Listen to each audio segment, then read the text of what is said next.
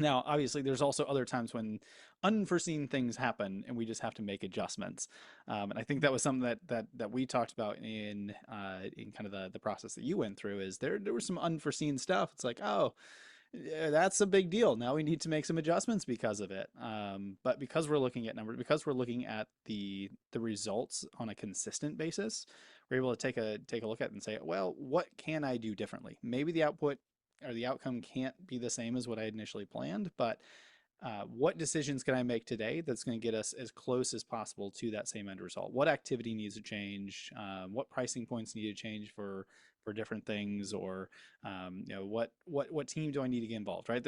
We can start thinking critically about what's going to actually move the needle to get us as close as possible to the original goal, and then just take it all as data points to be able to do a more accurate way of kind of planning and going about that in the future.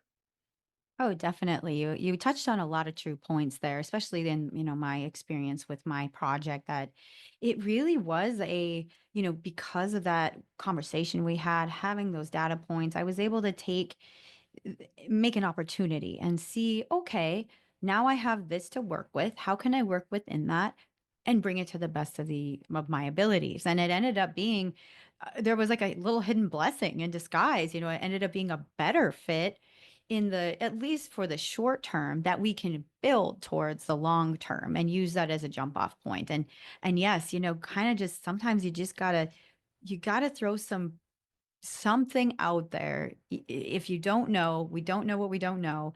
But then we have that as a baseline and we can say, okay, what did I learn from this? How can I adjust? What's a maybe for me, it was more of a realistic perspective. And I gained that out of this. And now I can go back to the drawing board and say, hey, we have these data points. How can we maybe make it 10% better the next time rather than going 1,000 times percent better or a significant but something that's a little bit more actionable and less overwhelming. So I think you nailed it on the head there with at least taking that as this wasn't a setback, this was a learning curve, this was an opportunity to take something I didn't know and now I know.